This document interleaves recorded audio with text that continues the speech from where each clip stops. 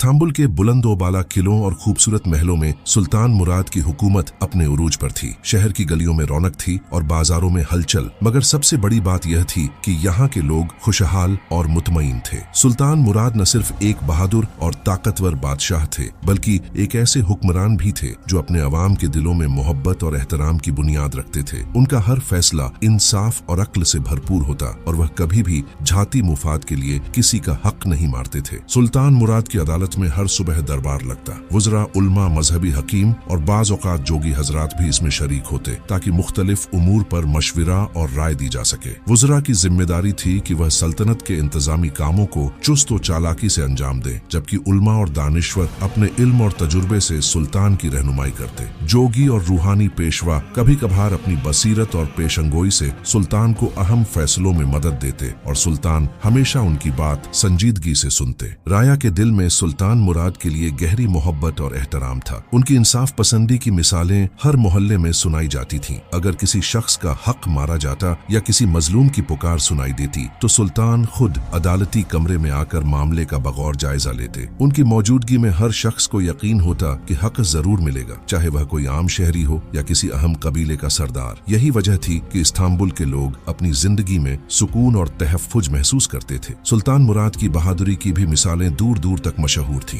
जंग के मैदान में वह हमेशा पहले कदम रखते और अपनी फौज की क़यादत करते। दुश्मन के सामने कभी पीछे नहीं हटते और अपनी हिकमत ए अमली और दिलेरी से फतह हासिल करते। मगर मैदान ए जंग से बाहर भी वह उतने ही शफीक और रहमदिल थे कि उनकी राया को कभी खौफ महसूस न होता। उनका यह तवाजुन, बहादुरी में दिलेरी और हुक्मरानी में रहम, उन्हीं के जमाने को तारीख में सुनहरे अल्फाज से यादगार बनाता है। दरबार की महफिलें सिर्फ रस्मी नहीं होती, बल्कि सुल्तान मुराद की जाती दिलचस्पी और अवामी भलाई की बुनियाद पर हर मशविरा और फैसला लिया जाता। कभी कभार वह शहर के बाजारों में जाकर लोगों से बराह रास्त बात करते, उनकी मुश्किलात सुनते और फौरी अहकामात जारी करते। उनका यह अंदाज़े हुकूमत उनकी अवाम के दिलों में हमेशा जिंदा रहा और इस्तांबुल का हर फर्द जानता था कि उनका सुल्तान सिर्फ तख्त का बादशाह नहीं, बल्कि उनका दोस्त, रहनुमा और मुहाफिज भी है। यूं सुल्तान मुराद की आदिलाना, बहादुर और मोहब्बत भरी हुकूमत ने न सिर्फ इस्तांबुल को खुशहाल बनाया, बल्कि राया के दिलों में भी उनके लिए एक मुस्तकिल मुकाम बना दिया, जो आने वाले वक्तों में भी मिसाल के तौर पर याद रखा जाता। इस्तांबुल की रोशन गलियों और शानदार महलों के दरमियान जहां सुल्तान मुराद अपनी अदलो इंसाफ और बहादुरी की बदौलत राया के दिलों में बसते थे, वहां एक और शख्सियत थी जो अवाम के दिलों में एक अलग मुकाम रखती थी। ये थे ख्वाजा यूसुफ, हजरत इब्राहिम की पाकीज़ा औलाद में से एक बरगुज़ीदा रूह। ख्वाजा यूसुफ की शोहरत उनके इल्म, तकवा और दुनियावी आसाइशों से बेनियाजी की वजह से थी। वह न सिर्फ एक रूहानी बुजुर्ग थे, बल्कि उनकी शख्सियत में सादगी, आजिजी और हकीकी तकवा नुमायां था। ख्वाजा यूसुफ की जिंदगी हमेशा अल्लाह की रजा और लोगों की भलाई के गिर्द घूमती। वह न दौलत के शौकीन थे, न दरबार की शोहरत के तलबगार और न ही किसी सियासी फायदे की हवस रखते थे। इस्तांबुल के लोग अक्सर उन्हें शहर की गलियों और बाजारों में देखकर हैरान रह जाते, क्योंकि वह बादशाही महलों के बरक्स आम लोगों के दरमियान वक्त गुजारते और सबके दुख सुख में शरीक होते। उनकी सादगी और आजिजी उनके हर अमल में झलकती और लोग उनकी सोहबत से सुकून और रूहानी रोशनी महसूस करते। ख्वाजा यूसुफ का सबसे बड़ा करिश्मा उनका इल्म गैब था। वह अक्सर आने वाले हालात की दुरुस्त पेश गोई करते और सुल्तान मुराद समेत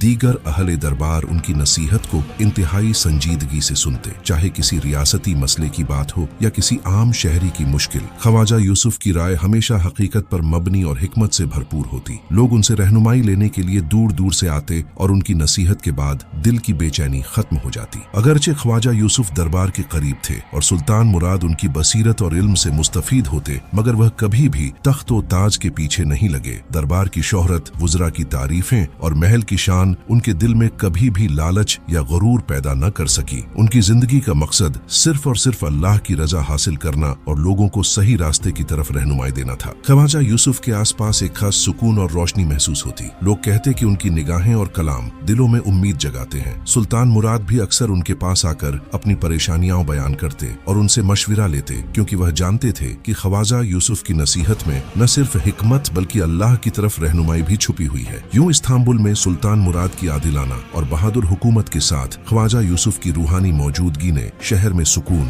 इल्म और रूहानियत का एक नया रंग भर दिया। अवाम न सिर्फ बादशाह की अदल और इंसाफ की वजह से मुतमईन थे, बल्कि ख्वाजा यूसुफ की नसीहत और इल्म गैब ने उन्हें हर मुश्किल में उम्मीद और रहनुमाई फराहम की। इस तरह शहर में दुनियावी ताकत और रूहानी रोशनी का हसीन इम्तिजाज कायम हुआ, जो आने वाले वक्तों के लिए एक मिसाली माशरत की अलामत बन गया। इस्तांबुल के महलों में सुल्तान मुराद की आदिलाना और बहादुर हुकूमत की कहानियां हर जबान पर थीं, और इसी दौरान ख्वाजा यूसुफ की शोहरत भी दिन ब दिन बढ़ती गई। न सिर्फ अवाम बल्कि दरबार के अहलकार, वुज़रा और उलमा भी उनके इल्म, तकवा और गैर लालची रवैये की तारीफ करते। लोग दूर दूर से उनकी नसीहत और रहनुमाई के लिए आते और हर कोई उनकी रूहानी बसीरत से मुतासिर होता। ये शोहरत वजीर आजम इब्राहिम पाशा की तवज्जो का मरकज बन गई। इब्राहिम पाशा अपनी जहानत, चालाकी और सियासत में महारत के लिए मशहूर थे और दरबार में उनका असर और रसूख बहुत था। जब उन्होंने सुना कि ख्वाजा यूसुफ न सिर्फ अवाम के दिलों में बसते हैं बल्कि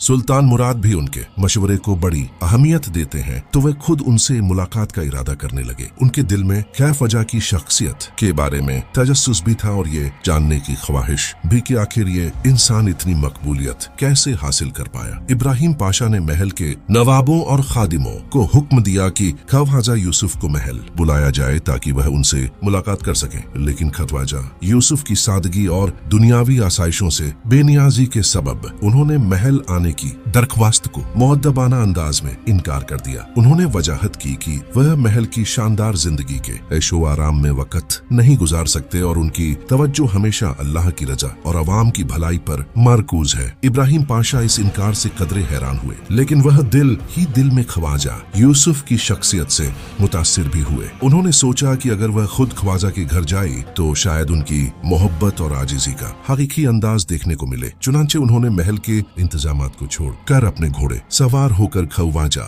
यूसुफ के घर की तरफ रवाना होने का फैसला किया। ख्वाजा यूसुफ के घर का माहौल भी कुछ खास था। यहाँ शानदार महल नहीं थे, न खजाने और न कोई ऐशो इशरत की चीजें, बल्कि हर चीज सादगी और आजिजी की मिसाल थी। इब्राहिम पाशा जब वहाँ पहुंचे तो उन्होंने देखा कि ख्वाजा यूसुफ अपने कमरे में बैठे कुरान पाक की तिलावत में मशगूल है और उनके इर्द गिर्द आम लोग बैठकर उनसे रहनुमाई हासिल कर रहे हैं। इब्राहिम पाशा की आमद पर ख्वाजा यूसुफ ने न सिर्फ उनका खुश आमदीद किया बल्कि उनकी मुलाकात को आम रिवायात के बरखिलाफ निहायत सादा और मोहब्बत भरा बनाया। इब्राहिम पाशा ने महसूस किया कि ये इंसान वाकई दुनियावी लालच और शोहरत से आजाद है और इसकी शोहरत महज इसकी इल्मियत, तकवा और आजिजी की वजह से है। इस मुलाकात ने वजीर आजम के दिल में ख्वाजा यूसुफ के लिए एहतराम और दिलचस्पी को और बढ़ा दिया और वह ये जान चुके थे कि इस्तांबुल में सिर्फ सुल्तान मुराद ही नहीं बल्कि ख्वाजा यूसुफ भी लोगों की जिंदगियों में रोशनी बिखेरने वाला एक हकीकी रहनुमा है। यूं ख्वाजा यूसुफ की सादगी और रूहानी रोशनी ने न सिर्फ अवाम बल्कि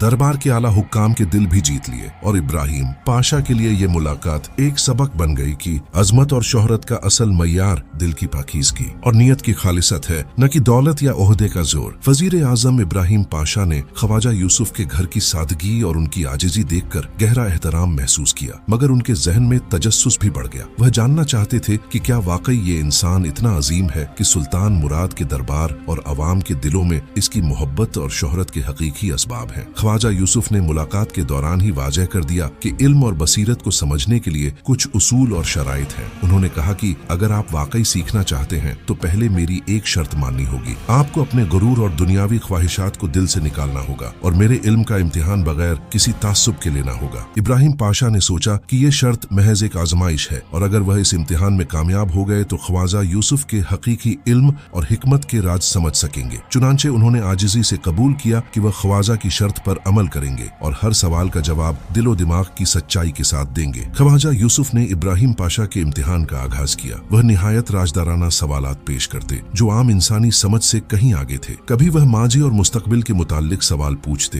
कभी किसी शख्स के दिल की नीयत पर रोशनी डालने वाले सवालात। इब्राहिम पाशा ने हर सवाल का जवाब सुकून और अक़ल से देने की कोशिश की और हर जवाब में उन्होंने ख्वाजा यूसुफ की बसीरत और इल्म की गहराई को महसूस किया। ये इम्तिहान आसान न था, लेकिन इब्राहिम पाशा की अक़ल, वफादारी और आजिजी ने उन्हें कामयाबी से गुजारा। ख्वाजा यूसुफ ने हर जवाब पर नरमी और मोहब्बत का इजहार किया और आखिर में खुद वजीर आजम पर मुस्कुराकर कहा, आपने अपने दिल को साफ रखा और बगैर किसी तासुब के इल्म की तलाश की। यही वह रास्ता है जिससे हिकमत हासिल होती है। इस पर इब्राहिम पाशा न सिर्फ मुतासिर हुए बल्कि उनके दिल में ख्वाजा यूसुफ के लिए गहरी इज्जत और मोहब्बत भी पैदा हुई। यह आजमाइश सिर्फ एक लम्हे की बात न रही। ख्वाजा यूसुफ ने इब्राहिम पाशा को रोजाना इल्म सीखने की दावत दी ताकि वह न सिर्फ अपनी दानिश बढ़ाए बल्कि अपनी रूह को भी पाकीज़गी की राह पर ढाले। इब्राहिम पाशा ने हर दिन वक्त निकालकर ख्वाजा की सोहबत में बैठना शुरू किया और हर दर्स के साथ उनकी शख्सियत और बसीरत की गहराई को मजीद महसूस किया। वह जान गए कि ये इल्म सिर्फ किताबों और नजरियात से नहीं बल्कि इंसान की नीयत, दिल की पाकीज़गी और अल्लाह की रजा की तलाश से हासिल होता है। इस्तांबुल में सुल्तान मुराद की आदिलाना हुकूमत के साथ ख्वाजा यूसुफ की रूहानी रोशनी अब वजीर आजम के दिल में भी बसी हुई थी। अवाम और दरबार के आला हुक्काम दोनों ही उनके इल्म और तकवा के मुअत्तरिफ थे और इब्राहिम पाशा की शागिर्दी इस बात की अलामत थी कि हकीकी हिकमत और इल्म की ताकत दुनियावी शोहरत या ओहदे से कहीं ज्यादा कीमती है। हर दिन के इल्म और दर्स ने न सिर्फ इब्राहिम पाशा को मजीद मुहज्जब और समझदार बनाया बल्कि इस्तांबुल के माहौल में भी एक रूहानी रोशनी के असर को बढ़ा दिया। ख्वाजा यूसुफ और वजीर आजम इब्राहिम पाशा के दरमियान रोजाना के दर्स और गुफ्तगू ने सिर्फ इल्म की मुंतकली ही नहीं की बल्कि दिलों में एक गहरी दोस्ती भी कायम कर दी। हर रोज जब इब्राहिम पाशा ख्वाजा की सोहबत में बैठते वह न सिर्फ इल्म सीखते बल्कि ख्वाजा की आजिजी, सब्र और तकवा के नमूने से भी मुतासिर होते। इब्राहिम पाशा की शख्सियत में रफ्ता रफ्ता एक नरम दिली, तहम्मुल और रूहानी बसीरत पैदा हो गई जो पहले उनमें कहीं नजर नहीं आती थी। ख्वाजा यूसुफ की रहनुमाई में इब्राहिम पाशा न सिर्फ दुनियावी मसाइल में बसीरत हासिल करने लगे बल्कि इल्म गैब में भी महारत हासिल करने लगे। ख्वाजा यूसुफ ने उन्हें बताया कि इल्म गैब कोई जादू या करिश्मा नहीं बल्कि अल्लाह की मारिफत और दिल की पाकीज़गी से हासिल होने वाली बसीरत है। हर सबक के साथ इब्राहिम पाशा ने यह समझना शुरू किया कि किसी इंसान के मुस्तकबिल को जानना या किसी के दिल की नीयत को पढ़ना उसकी नीयत की पाकीज़गी और अल्लाह के करीब होने पर मुनहसिर है। रोजगार और दरबार की मसरूफियात के बावजूद इब्राहिम पाशा ने ख्वाजा यूसुफ के पास हर दिन बैठना मामूल बना लिया। ख्वाजा के सवालात और रहनुमाई ने उन्हें अपनी गलतियों और महदूद फहम को समझने का मौका दिया और वह हर दिन कुछ नया सीखते। कभी ख्वाजा यूसुफ उन्हें शहर में आने वाले हालात के बारे में बताते तो कभी मुस्तकबिल में होने वाले अहम वाकयात की पेशगोई करते और जैसे जैसे पेशगोइयां सच साबित होती गईं, इब्राहिम पाशा के दिल में ख्वाजा यूसुफ के इल्म के बारे में गहरा यकीन पैदा हुआ। ख्वाजा यूसुफ ने न सिर्फ इब्राहिम पाशा को इल्म सिखाया बल्कि उन्हें यह भी समझाया कि इल्म सिर्फ सीखने के लिए नहीं बल्कि दूसरों की भलाई, इंसाफ और मोहब्बत के लिए इस्तेमाल करना चाहिए। इब्राहिम पाशा ने हर सबक में ख्वाजा की बातों को दिलो जान से कबूल किया और अपने अफाल में उनको अमली शक्ल देने लगे। वह समझ गए कि हकीकी दोस्ती और उस्ताद की रहनुमाई इंसान की जिंदगी बदल सकती है और वह जो कुछ सीख रहा है वह सिर्फ अपनी जाती तरक्की के लिए नहीं बल्कि पूरी राया और सल्तनत की भलाई के लिए है। यूं इस्तांबुल में सुल्तान मुराद की आदिलाना हुकूमत के साए में ख्वाजा यूसुफ की रूहानी रोशनी और इब्राहिम पाशा की शागिर्दी ने शहर के माहौल में एक नई रोशनी पैदा की। इब्राहिम पाशा की पेशागोइयां दुरुस्त साबित होने लगीं और वह हर अहम फैसले में ख्वाजा की नसीहत और इल्म पर भरोसा करने लगे। अवाम और अहले दरबार दोनों ही इस तब्दीली को महसूस करने लगे। लोगों के दिलों में ये यकीन पैदा हुआ कि अब न सिर्फ सुल्तान मुराद बल्कि उनके वुज़रा और हुक्मरान भी रूहानी बसीरत और इंसाफ की राह पर हैं। ख्वाजा यूसुफ और इब्राहिम पाशा की दोस्ती सिर्फ उस्ताद और शागिर्द का रिश्ता नहीं रही बल्कि एक ऐसी रूहानी और फिक्री हमआहंगी में बदल गई जो हर दिन मजबूत होती गई। इल्म गैब, तकवा और हिकमत की ये मुंतकली न सिर्फ दरबार में बल्कि पूरे इस्तांबुल के माशरती माहौल में एक मिसाल बन गई। ये दोस्ती इस बात का सबूत थी कि हकीकी इल्म और मोहब्बत सिर्फ दिल से दिल तक पहुंचती है और जो लोग इसे समझते और अमली तौर पर अपनाते हैं वह दुनिया में भी रोशनी बिखेर सकते हैं। इस्तांबुल में सुल्तान मुराद की अदलो इंसाफ और ख्वाजा यूसुफ की रूहानी रोशनी के दरमियान एक दिन ख्वाजा यूसुफ के दिल में एक गहरा और खौफनाक इल्म गैब नमूदार हुआ। वह जान गए कि अल्लाह ने उनकी तकदीर में कुछ ऐसा लिखा है जिसका असर न सिर्फ उनकी जिंदगी बल्कि उनके करीबी लोगों पर भी पड़ सकता है। कल ख्वाजा यूसुफ ने गौर से देखा तो उन्हें एहसास हुआ कि आने वाले 40 दिन उनके लिए इंतहाई खतरनाक और मनहूस साबित होने वाले हैं। इन दिनों में अगर वह बेएहतियाती करें तो उनकी जिंदगी शदीद खतरे में आ सकती है। ये खबर सुनकर ख्वाजा यूसुफ के दिल में एक अजीब सा खौफ और इस्तिराब पैदा हुआ मगर उनका यकीन अल्लाह पर मजबूत था। उन्होंने समझा कि ये आजमाइश है और हर आजमाइश का मुकाबला हिकमत और सब्र से करना जरूरी है। उन्होंने फौरन फैसला किया कि वह अपनी हिफाजत और मुस्तकबिल के खतरात से बचने के लिए गोशा नशीनी इख्तियार करेंगे। उन्हें मालूम था कि अगर वह बाहर निकले तो मौत का खतरा उनके पीछे होगा और इस खतरे से बचने के लिए उन्हें दुनियावी ताल्लुकात और शोहरत को कुछ अरसे के लिए पीछे छोड़ना होगा। ख्वाजा यूसुफ ने अपने घर के सब लोगों को इस मामले से आगाह किया मगर उन्होंने तफसील से न बताया कि हकीकी खतरा क्या है। उनका मकसद सिर्फ ये था कि लोग उनके फैसले की वजहात न जान सके और किसी किस्म का खौफ या अफवाह पैदा न हो। उन्होंने अपना कमरा और गोशा खास इबादत, तफक्कुर और मुराकबे के लिए मुंतखब किया। यहाँ वह दिन रात अल्लाह की इबादत, इल्म की तिलावत और अपनी रूहानी तरबियत में मशगूल रहते। ख्वाजा यूसुफ की ये गोशा नशीनी महज दुनियावी दुनिया से अलग होने का अमल नहीं था, बल्कि एक रूहानी हिफाजत और तकदीर के इम्तिहान की तैयारी भी थी। वह जान गए थे कि इल्म गैब की रोशनी के बावजूद इंसान की जिंदगी में तकदीर के फैसले और खतरात अल्लाह के हाथ में होते हैं और सिर्फ मुहतात रवैया और आजिज़ी उन्हें महफूज रख सकती है। इस्तांबुल के लोग और दरबार के लोग जब उनकी गैर मौजूदगी को महसूस करने लगे तो हर कोई हैरान हुआ कि ख्वाजा यूसुफ अचानक इतने दिनों के लिए गोशा नशीनी में चले गए। सुल्तान मुराद और वजीर आजम इब्राहिम पाशा भी उनकी गैर मौजूदगी पर फिक्रमंद हुए, मगर वह जानते थे कि ख्वाजा यूसुफ की दानिश और तकवा उन्हें हर खतरे से महफूज रखेगी। यूं इस्तांबुल में न सिर्फ सुल्तान मुराद की अदल और इंसाफन बल्कि ख्वाजा यूसुफ की खामोश और मुहतात हिकमत ने शहर के माहौल में एक अलग सुकून और एहतराम पैदा कर दिया। ख्वाजा यूसुफ की ये गोशा नशीनी 40 दिन की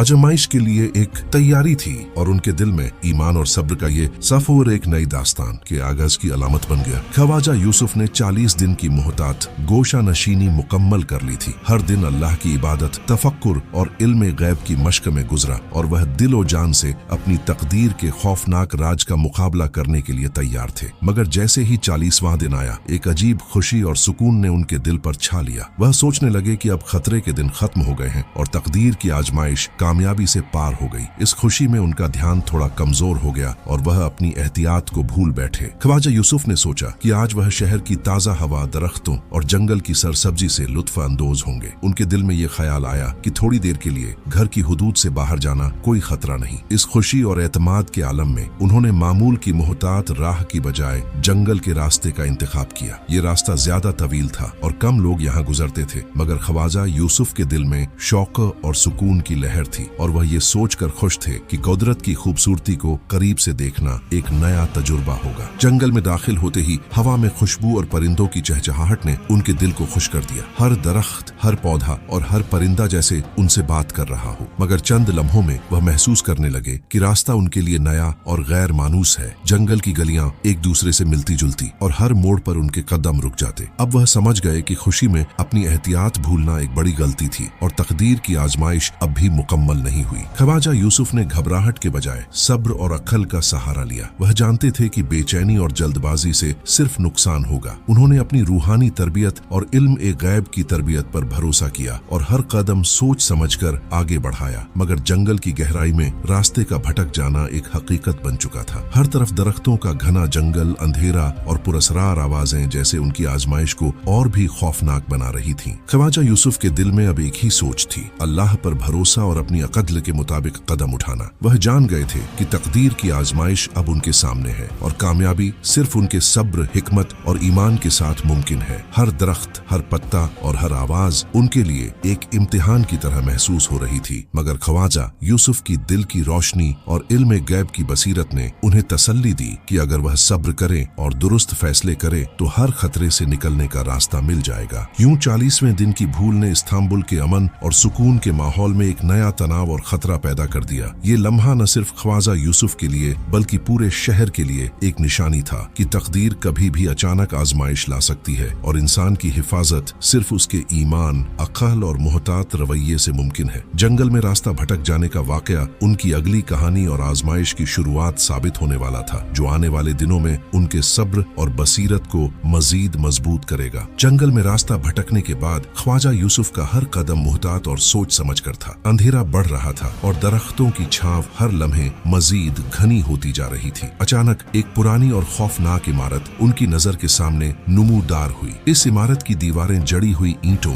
और पत्थरों से बनी थीं, जिन पर वक्त की शिद्दत और हवा की सख्ती के असरात वाजह थे। कुछ हिस्से टूट फूट के शिकार थे और दरवाजे पर जालीदार लोहे की झंग आलूद बेड़ियां पड़ी थीं, जो इसके कदीम होने और बरसों से खाली पड़ने का पता दे रही थी। ख्वाजा यूसुफ ने महसूस किया कि ये इमारत शायद किसी राज की हिफाजत कर रही है। दिल में खौफ के साथ साथ तजस्सुस भी जागा और उन्होंने अपनी रूहानी बसीरत पर भरोसा करते हुए कदम अंदर बढ़ाया। अंदर का मंजर और भी अजीब और पुरअसरार था। छत से टपकती पानी की बूंदें, पुरानी कुर्सियों और मेजों की जगह जगह बिखरी हुई बाकियात और दीवारों पर धुंधला सा नक्शो निगार जैसे किसी कदीम कहानी के बाबों को बयान कर रहे हों। जंगल के इस वीरान हिस्से में एक पोशीदा दरवाजा ख्वाजा यूसुफ की नजर में आया, जो लगता था कि बरसों से छुपा हुआ था। उन्होंने गौर से दरवाजे को खोला और एक तंग और तारीख तहखाने में दाखिल हो गए। वहाँ का माहौल इंतहाई खामोश और सनसनीखेज था, लेकिन ख्वाजा यूसुफ का दिल सुकून और एतमाद से भरा हुआ था, क्योंकि वह जान गए थे कि तकदीर ने उन्हें यहाँ किसी खास मकसद के लिए भेजा है। तहखाने के कोने में 7 संदूक रखे हुए थे। हर एक संदूक मजबूत लकड़ी और लोहे की बेड़ियों से बंद था। ख्वाजा यूसुफ ने अपने इल्म गैब और अक्ल के साथ उन संदूकों को खोला, और जैसे ही पहली संदूक की लॉक खुली, एक चमकदार रोशनी उनकी आंखों को भा गई। हर संदूक में हीरों, जवाहरात और सोने के अशरफियों की भरमार थी, जो देखने वाले के दिल को हैरत और खुशी से भर देती। हर जवाहर और सोना एक खजाने की अजमत का सबूत था, और साथ ही ये भी जाहिर करता था कि तकदीर ने इस जगह को सब्र, हिकमत और मुहतात रवैये वाले इंसान के लिए महफूज रखा था। ख्वाजा यूसुफ ने महसूस किया कि ये खजाना सिर्फ दौलत नहीं, बल्कि एक आजमाइश और अल्लाह की इनायत की अलामत है। अगरचे ये दुनियावी खजाना उनके सामने था, मगर उनकी रूहानी तरबियत और तकवा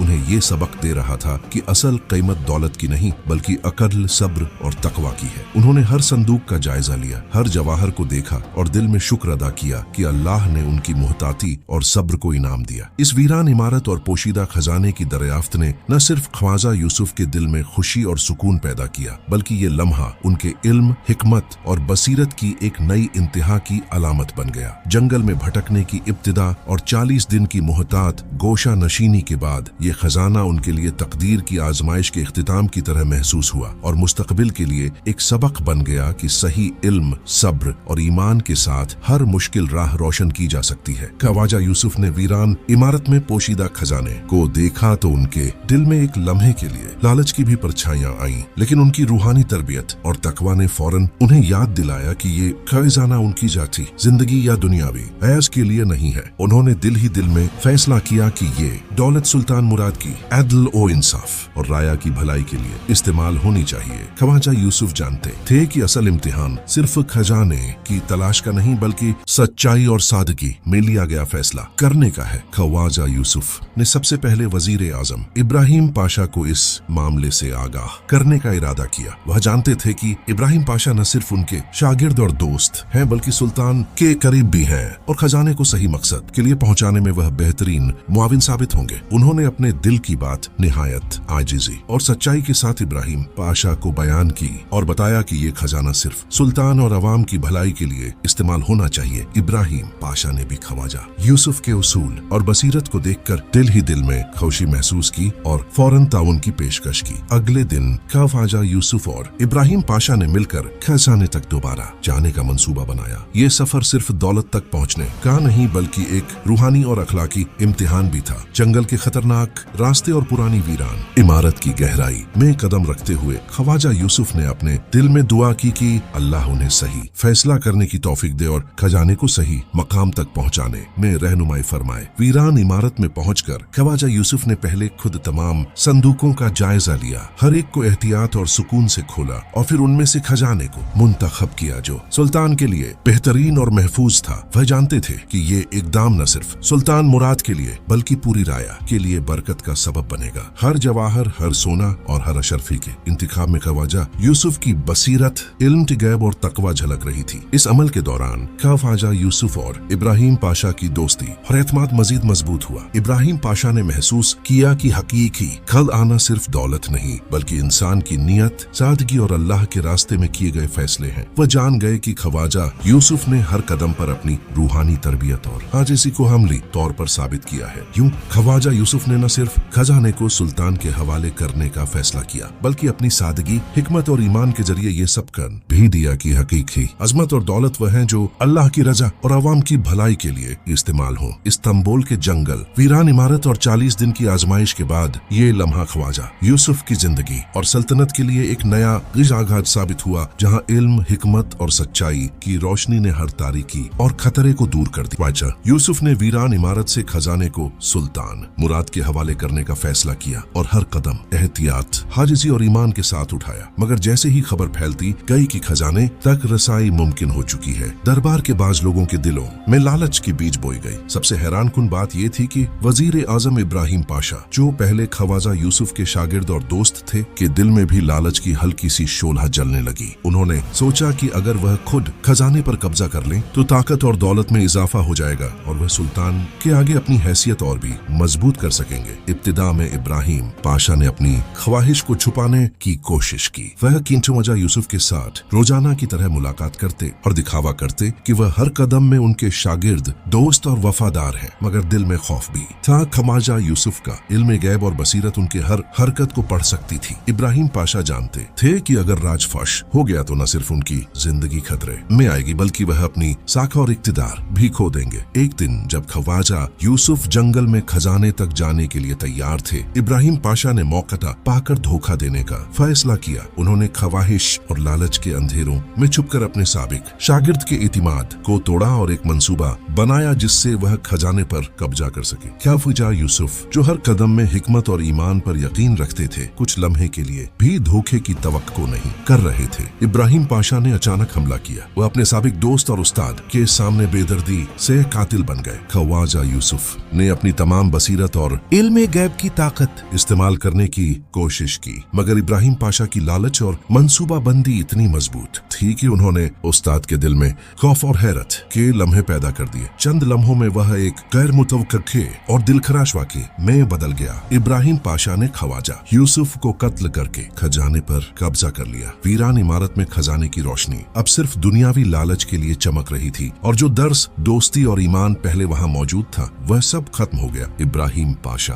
के दिल में लालच और गुरूर ने ऐसी तारीकी पैदा की कि वह न सिर्फ रूहानी तौर पर गिरे बल्कि वह ये नहीं समझ सके कि हकीकी ताकत और अजमत सिर्फ दौलत और शोहरत में नहीं बल्कि नियत और ईमान में छुपी होती है। ये वाकया इस्तांबुल के लिए एक सबक बन गया कि लालच और हसद किस तरह सबसे करीबी रिश्तों और दोस्ती को तबाह कर देता है। ख्वाजा यूसुफ की कुर्बानी और बेमिसाल सच्चाई इब्राहिम पाशा की बेरहमी के मुकाबले में एक मजबूत मॉरल और अखलाकी सबक के तौर पर बाकी रह गई। खाइसना अब दुनियावी कब्जे में था, मगर ख्वाजा यूसुफ की रूहानी अजमत, इल्म और तकवा हमेशा लोगों के दिलों में जिंदा रहा। इब्राहिम पाशा ने ख्वाजा यूसुफ को कत्ल करने के बाद फौरन सोचा कि अगर यह वाकया बाहर अफशा हो गया तो न सिर्फ उनकी जिंदगी खतरे में आ जाएगी बल्कि सुल्तान मुराद और दरबार में भी हलचल मच जाएगी। लिहाजा उन्होंने फैसला किया कि लाश और घोड़े को छिपाया जाए ताकि कोई भी यह न जान सके कि ख्वाजा यूसुफ का कातिल कौन है। उन्होंने रात के अंधेरों में लाश को जंगल की एक गहरी जगह पर मुंतकिल किया और घोड़े को भी पोशीदा कर दिया ताकि कोई भी निशानी न पा सके। हर कदम एहतियात से उठाया गया और इब्राहिम पाशा ने दिल ही दिल में दुआ की कि यह जुर्म हमेशा के लिए छिप जाए। इसके बाद इब्राहिम पाशा ने खजाने को महल मुंतकिल करने का फैसला किया। खजाने पर कब्जा करने के बाद उनके लिए जरूरी था कि वह इसे अपनी महफूज जगह पर रखें ताकि न सिर्फ दौलत बल्कि ताकत और इक्तिदार में भी इजाफा हो सके। खजाने के सोने, जवाहरात और अशरफियों को रात के अंधेरे में खादिमों की मदद से महल के खास खाने में मुंतकिल किया गया। हर हरकत में खौफ और लालच का इम्तिजाज था और इब्राहिम पाशा अपने अमल की संगीनगी को महसूस कर रहे थे, मगर दुनियावी लालच ने उनके दिल की आवाज को दबा दिया। ख्वाजा यूसुफ की कदीम और खौफनाक वीरान इमारत जिसमें यह तमाम राज छिपे हुए थे अब सिर्फ एक खतरे की निशानी बन चुकी थी। इब्राहिम पाशा ने सोचा कि अगर यह इमारत बरकरार रही तो लोग इसके बारे में सवालात करने लगेंगे और उनके जुर्म का इंकिशाफ हो सकता है। इसलिए उन्होंने फैसला किया कि पुरानी इमारत को गिराकर उसकी जगह नया महल तामीर किया जाए। यह नया महल न सिर्फ उनके खजाने की हिफाजत करेगा बल्कि लोगों की नजर में यह महज एक आम शाही इमारत की तरह दिखाई देगा ताकि कोई पुरानी हकीकत न जान सके। नया महल तामीर करते वक्त हर पत्थर और हर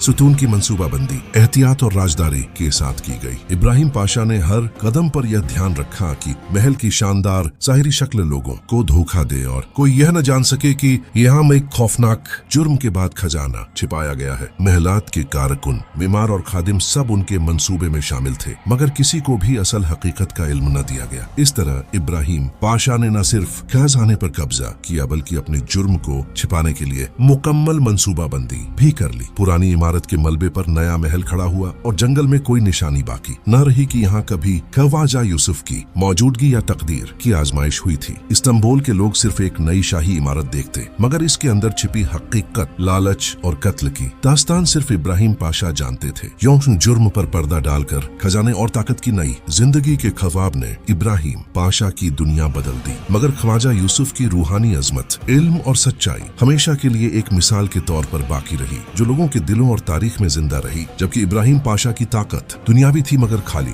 दिल और लालच के साए में छिपी हुई। इब्राहिम पाशा बादशाह के जुल्म और खजाने पर कब्जे के बाद ख्वाजा यूसुफ की जिंदगी जिस्मानी तौर पर खत्म हो गई थी, मगर उनकी रूह और तालीमात हमेशा लोगों के दिलों में जिंदा रही। लेकिन इस्तांबुल में बाकी रहने वाले कुछ लोगों के लिए ख्वाजा यूसुफ की जिंदगी का एक और पहलू भी अहम था, उनकी बीवी और औलाद। ख्वाजा यूसुफ की बीवी, जिसका नाम जैनत था, एक सादा, साबिर और वफादार औरत थी जो अपने शौहर की आजिज़ी, तकवा और इल्म से मुतासिर थी। ख्वाजा यूसुफ की मौत के बाद इब्राहिम पाशा ने दरबार और महलात में सबको बावर कराया कि वह जिंदगी के मसाइल में खुद कफील है। लेकिन हकीकत में जैनत और उसके बच्चों की जिंदगी एक नए अजाब की शक्ल इख्तियार कर गई। जैनत ने अपने दिल में छुपाकर झूठ के बोझ को सहना शुरू किया। वह चाहती थी कि बच्चों को अपने बाप की शख्सियत और कुर्बानी के बारे में हकीकत से आगाह न किया जाए, ताकि वह खौफ और परेशानी में न पले। इसलिए वह हर रोज मेहनत और मशक्कत के जरिए अपने खानदान की रोजी कमाती, जबकि दिल ही दिल में अपने शौहर की याद में अश्क बहाती। चंद साल बाद जैनत की औलाद में बेटी पैदा हुई। उसकी पैदाइश ने जैनत के दिल में खुशी और उम्मीद की नई लहर पैदा की, मगर खुशी के साथ एक नया बोझ भी आया। अब उसे अपने शौहर की कुर्बानी की कहानी और हकीकत को छुपाते हुए अपनी बेटी की परवरिश करनी थी। जिंदगी के हर दिन में गुर्बत, मशक्कत और सख्त मेहनत का सामना करना पड़ा, लेकिन जैनत की मजबूती और सब्र ने उसे हर आजमाइश से उबूर करने की ताकत दी। कुछ बरस बाद जैनत के घर में बेटे अली की पैदाइश हुई। अली के पैदा होने से जैनत के दिल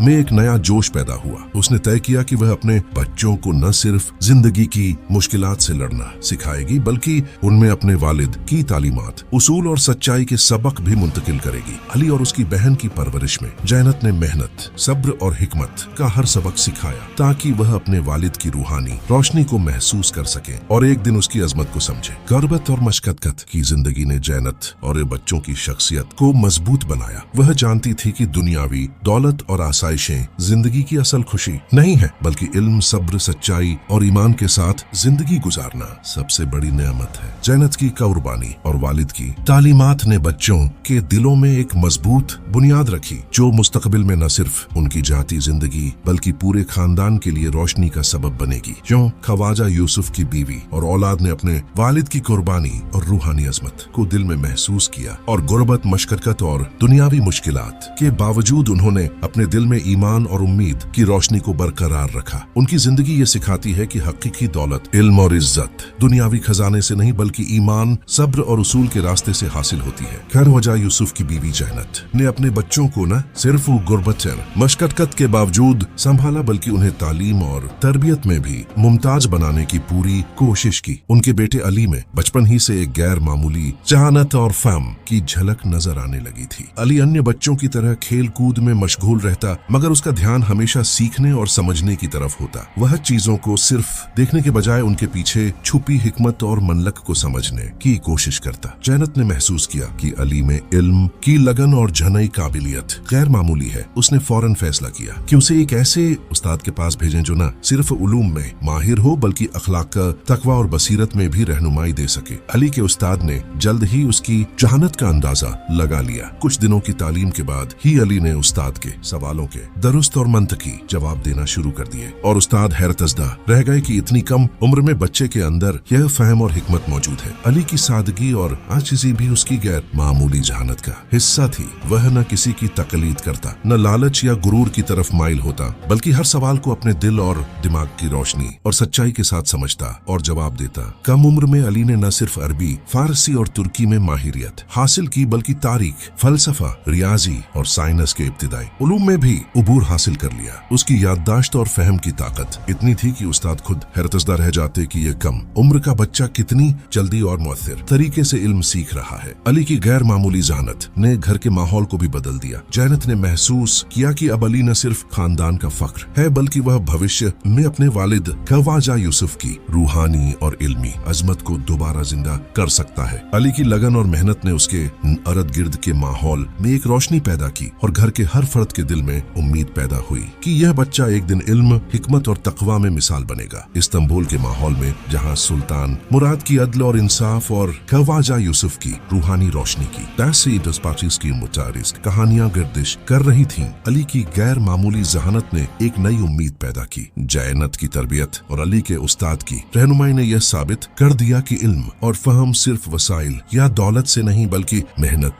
लगन और सही रहनुमाई से हासिल होते हैं। जो अली की बचपन से गैर मामूली जहानत, इल्म सीखने की लगन और कम उम्र में उलूम पर माहिरियत ने उसे एक भविष्य के अजीम रहनुमा और हिकमत वाला इंसान बनाने की बुनियाद फराहम की। यह सबक भी वाजह हो गया कि इल्म और फहम की रोशनी हर तारीख हालात और मुश्किलात में इंसान को राह दिखा सकती है, और सही तालीम, मेहनत और उस्ताद की रहनुमाई के साथ यह रोशनी हमेशा कायम रहती है। अली की गैर मामूली जहानत और कम उम्र में हासिल किए गए उलूम के बाद इस्तांबुल की जिंदगी में एक नया तूफान पैदा होने वाला था। एक दिन अली की माँ जैनत बीमार पड़ गईं। बीमारी ने जैनत की ताकत और हौसले को कम कर दिया और अली के दिल में तशविश और दर्द की लहर दौड़ गई। वह जानता था कि अपनी माँ की सेहत के लिए और उसके लिए वह सब कुछ करने पर मजबूर है। इसी दौरान अली ने अपने वालिद ख्वाजा यूसुफ की पुरानी किताब इल्म ए नजूम देखी, जो बरसों से घर की अलमारी में महफूज रखी गई थी। ये किताब सिर्फ सितारों, सियारों और उनके असरात के बारे में नहीं थी, बल्कि इसमें वालिद की रूहानी बसीरत, इल्म ए गैब और तकदीर की गहराइयों का राज भी छुपा हुआ था। अली ने किताब के पन्ने पलटना शुरू किए और जल्द ही वह जान गया कि इसमें छुपी हुई जानकारी सिर्फ इल्म के लिए नहीं, बल्कि उसकी जिंदगी और भविष्य के फैसलों के लिए भी अहम है। हर पन्ने में वालिद के तजुर्बात, नुस्ख और राज मौजूद थे, जो अब अली के लिए रहनुमाई का जरिया बन गए। किताब पढ़ते हुए अली को एक बेहद तकलीफ देह हकीकत का पता चला, वालिद के कत्ल का राज। उसने जान लिया कि वजीर आजम इब्राहिम पाशा ने ख्वाजा यूसुफ पर हाथ डालकर न सिर्फ खजाने पर कब्जा किया, बल्कि उसकी रूहानी अजमत और तालीमात को भी खत्म करने की कोशिश की। अली के दिल में सदमा, गुस्सा और धोखा होने का एहसास पैदा हुआ। उसने अपने वालिद की कुर्बानी और अपनी माँ की बीमारी को देखकर तय किया कि वह कभी इस जुर्म को माफ नहीं करेगा। अली ने फैसला किया कि वह इंतकाम का अज़म लेगा, मगर इसका मकसद सिर्फ दुनियावी दौलत या ताकत नहीं, बल्कि इंसाफ और सच्चाई के तहफ़्फ़ुज़ के लिए होगा। वह जानता था कि अगर वह अपने वालिद के कत्ल और जुल्म का बदला सही हिकमत और अक्ल के साथ न ले, तो वह भी अपने वालिद की कुर्बानी और इल्म की रोशनी के साथ गैर मुनासिब अमल करेगा। अली की गैर मामूली जहानत और उस्ताद की तरबियत उसे यह समझा चुकी थी कि इंतकाम में अक्ल, मंसूबा और सब्र सबसे बड़ी ताकत है। किताब इल्म नजूम ने अली को न सिर्फ वालिद की कुर्बानी की हकीकत से आगाह किया, बल्कि उसे यह भी सिखाया कि कैसे दुश्मन की कमजोरियों और अपने इल्म और फहम की मदद से हिकमत के साथ मंसूबा बनाया जाए। अली ने अपने दिल में अहद किया कि वह अपने वालिद के उसलूब, इल्म और रूहानी अजमत को जिंदा रखेगा और इब्राहिम पाशा के जुल्म का इजाला करेगा। जो माँ की बीमारी, वालिद की पुरानी किताब और राज का फौश होना अली की जिंदगी में एक नया मोड़ ले आया। इल्म, फहम और इंसाफ की राह पर कदम रखते हुए अली ने इंतकाम और हकीकत की तलाश के लिए अपनी तैयारी शुरू कर दी। यह लम्हा न सिर्फ उसके निजी नशोनुमा का हिस्सा था, बल्कि पूरी कहानी में नया तनाव पैदा कर रहा था, जो आने वाले दिनों में इस्तांबुल की तकदीर बदलने वाला था। अली ने वालिद ख्वाजा यूसुफ की पुरानी किताब इल्म नजूम को खोलकर गहराई में मुताला शुरू किया। हर पन्ने पर वालिद के इल्म गैब के तजुर्बात और बसीरत की रोशनी छलक रही थी। किताब ने उसे न सिर्फ सितारों और सियारों के असरात के बारे में आगाह किया, बल्कि हर इंसान के अमाल, नियत और दिल की गहराइयों को पढ़ने का तरीका भी सिखाया। अली ने महसूस किया कि इल्म गैब का इस्तेमाल सिर्फ पेशगोई के लिए नहीं, बल्कि लोगों के अमाल और दुनियावी मामलों में इंसाफ कायम करने के लिए भी किया जा सकता है। एक दिन अली ने शहर के बाजार का रुख किया। वह जानता था कि लोग विभिन्न लालच, धोखा और झूठ के जरिए अपनी जरूरत पूरी करते हैं। अली ने किताब के जरिए अपने इल्म गैब की सलाहियत इस्तेमाल की और हैरत अंगेज तौर पर उसे मालूम हुआ कि कौन दुकानदार अपनी नीयत साफ रखता है और कौन अपने गुनाहों में मुल्लूथ है। हर दुकानदार की छोटी छोटी हरकतों से अली की बसीरत ने उनके दिल के राज फाश कर दिए। इस इल्म की रोशनी में अली ने यह समझा कि इल्म और इंसाफ का इस्तेमाल सिर्फ खुद के फायदे के लिए नहीं, बल्कि दूसरों की भलाई और गुनाहों को सही करने के लिए भी किया जा सकता है। अली ने उसी दिन एक और हैरत अंगेज तजुर्बा किया। वह जान गया कि बगैर पैसों के राशन हासिल करना मुमकिन है, लेकिन सिर्फ इस सूरत में कि वह नियत में सच्चाई और इंसाफ रखे। बाजार में अली ने जरूरतमंदों के पास जाकर राशन हासिल किया और दुकानदारों ने बगैर किसी एतराज के उसे दे दिया, क्योंकि अली की नियत में कोई लालच या धोखा नहीं था। इस तजुर्बे ने अली को यह सिखाया कि इल्म गैब सिर्फ इंसान की ताकत नहीं बढ़ाता, बल्कि उसे रूहानी और अखलाकी क़ुव्वत भी अता करता है। इस दौरान अली ने महसूस किया कि वालिद की किताब के राज जानकर वह न सिर्फ अपनी जिंदगी में ताकत हासिल कर सकता है, बल्कि शहर के लोगों की भलाई के लिए भी यह इल्म इस्तेमाल कर सकता है। उसने दिल में अहद किया कि वह अपनी बसीरत को कभी लालच या खुद गर्जी के लिए इस्तेमाल नहीं करेगा, बल्कि हर मौके पर हक, इंसाफ और सच्चाई को कायम करेगा। बाजार से वापस आते हुए अली ने अपने दिल में यह इरादा मजबूत किया कि वह अपने वालिद की कुर्बानी को रद्दी न होने देगा और जो जुल्म उसके परिवार पर हुआ उसका इजाला इल्म इल्म, हिकमत और सब्र के जरिए करेगा। किताब के जरिए हासिल होने वाला इल्म गैब न सिर्फ उसे ताकतवर बना रहा था, बल्कि उसने उसे समझा दिया कि हकीकी ताकत इंसान की नीयत, दिल की पाकीज़गी और हिकमत में छिपी होती है। क्यों अली ने न सिर्फ इल्म गैब से ताकत हासिल की, बल्कि उसे अमली जिंदगी में इस्तेमाल करने की तरबियत भी हासिल की। हर गुनाहगार और हर मोहताज की हकीकत को जानकर बगैर लालच और धोखा के अमल करना उसके लिए एक सबक बन गया। यह लम्हा अली की शख्सियत में एक नया मोड़ ले आया और उसे भविष्य की जद्दोजहद, इंतकाम और इंसाफ की राहों के लिए तैयार कर दिया। अली ने वालिद की किताब के जरिए इल्म गैब में माहिर होने के बाद शहर के लोगों और दुकानदारों की छिपी हुई नीयत और अमाल को पढ़ना शुरू किया। उसकी बसीरत ने उसे गैर मामूली ताकत दी थी, जिसे वह न सिर्फ अपने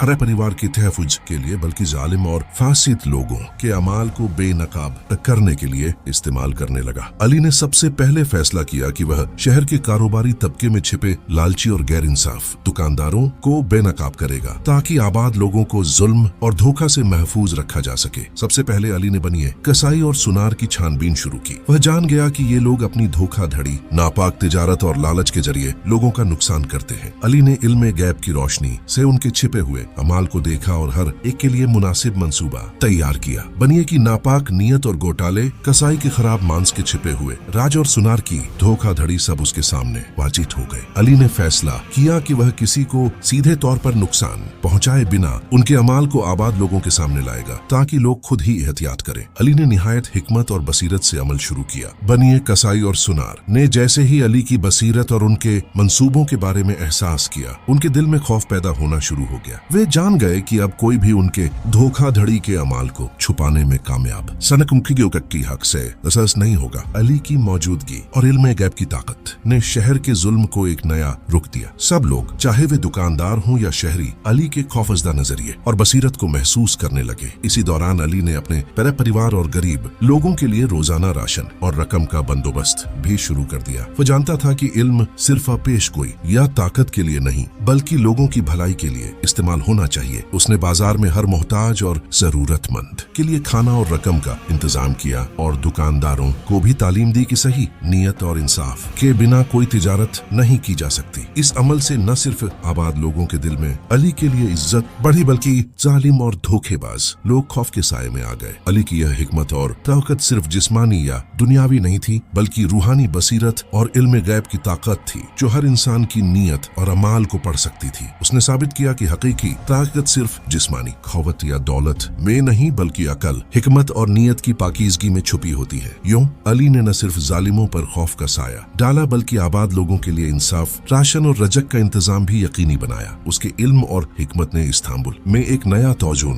कायम किया, जहां लोग खौफ, इंसाफ और बसीरत के मिलाप को महसूस करने लगे। यह लम्हा अली की शख्सियत में एक नया इर्तिका था, जो भविष्य में उसकी जिंदगी के बड़े चैलेंज और वालिद के कत्ल का इजाला करने के इरादे के लिए बुनियाद प्रदान कर रहा था। अली अब जवान हो चुका था। बचपन से प्राप्त असाधारण बुद्धिमत्ता, इल्म ए नजूम, इल्म ए गैब और वालिद की किताब से मिली बसीरत ने उसे एक ऐसे इंसान में बदल दिया था, जो न केवल अपनी व्यक्तिगत जिंदगी के रहस्य समझता था, बल्कि पूरे इस्तांबुल की तकदीर पर असर डालने की क्षमता रखता था। अली ने न केवल जालिम दुकानदारों और गुनाहगारों के अमाल बेनकाब किए, बल्कि आबाद लोगों की रोजमर्रा की जरूरतें और इंसाफ का इंतजाम भी किया। अब वह तैयार था कि अपने वालिद ख्वाजा यूसुफ की कुर्बानी का बदला और हक का क़याम पूरा करे। अली ने अपनी हिकमत और बसीरत से सुल्तान मुराद के दरबार तक रुसाई हासिल की। वह जानता था कि अगर वह अपने मंसूबे को कामयाबी से पूरा करना चाहता है, तो सुल्तान के सामने अपनी काबिलियत, शजाअत और दानिशमंदी को साबित करना जरूरी था। दरबार में दाखिल होते ही अली ने न केवल अपनी जनियत, बल्कि अपने वालिद की तालीमात की रोशनी में अपने रवैये और गुफ्तार से सबको प्रभावित किया। सुल्तान मुराद ने फौरन उसकी काबिलियत और बसीरत को पहचाना और उसे दरबार में मशवरे की हैसियत से अहम मकाम अता किया। इब्राहिम पाशा, जो कभी अली का अंस्ताद और दोस्त था, अब एक जालिम और लालची इंसान की शक्ल में खड़ा था। वह जानता था कि अली ने न केवल उसकी सारी धोखाधड़ी और जुल्म के राज जान लिए हैं, बल्कि अब उसे खून का बदला लेने का वक्त आ गया है। अली ने अपनी सारी ताकत, हिकमत और सब्र के साथ मंसूबा बनाया कि वह इब्राहिम पाशा को न केवल सजा दे, बल्कि उसकी हरकतों से इस्तांबुल में इंसाफ का क़याम भी यकीनी बनाए। दरबार में अली ने निहायत दानिशमंदी के साथ इब्राहिम पाशा की हरकतों को बेनकाब किया। उसने हर जुल्म, धोखा और गैर कानूनी कब्जे का जिक्र सुल्तान के सामने किया और हर सबूत किताब और आबाद लोगों की शहादत के जरिए पेश किया। सुल्तान मुराद ने अली की बातों और सबूतों को गौर से सुना और इब्राहिम पाशा की हरकतों की शगीनी को समझा। दरबार में मौजूद हर शख्स हैरतज़दा रह गया कि कैसे एक नौजवान ने अपने वालिद की कुर्बानी और इल्म गैब की मदद से एक जालिम को बेनकाब किया। आखिरकार इब्राहिम पाशा को उसके सारे जुल्म के लिए सजा दी गई और अली ने अपने वालिद के खून का हकीकी बदला हासिल किया। न केवल अदालत में इंसाफ कायम हुआ बल्कि इस्तांबुल में आबाद लोगों के दिल में उम्मीद, खौफ और इज्जत की नई रोशनी भी पैदा हुई। सुल्तान मुराद ने अली को वजीर आजम बनने की पेशगोई के मुताबिक दरबार में अहम ओहदा सौंपा ताकि वह न केवल हुकूमत में इंसाफ कायम करे बल्कि अपनी बसीरत और दानिशमंदी के जरिए पूरे शहर के लिए रोशनी बने। यह लम्हा न केवल अली की व्यक्तिगत कामयाबी थी बल्कि पूरी कहानी भी थी, जहां इल्म, बसीरत, सब्र और सच्चाई ने लालच, धोखा और जुल्म पर फतह हासिल की। इस्तांबुल के लोग अली की शजाअत, हिकमत और वालिद की रूहानी अजमत की कहानी सुनकर हयात और तारीख में उसकी याद को हमेशा के लिए महफूज कर गए। यूं अली ने अपने वालिद की कुर्बानी, माँ की तालीम, अपनी असाधारण बुद्धिमत्ता और इल्म गैब के जरिए इस्तांबुल में इंसाफ कायम किया और जालिमों पर खौफ का साया डाला। यह दास्तान इस बात का सबूत बन गई कि इल्म, ईमान और सब्र की रोशनी कभी तक डार्कनेस और जुल्म के हाथों कमजोर नहीं पड़ती बल्कि वक्त आते ही इंसाफ की पूरी फतह की गारंटी बनती है।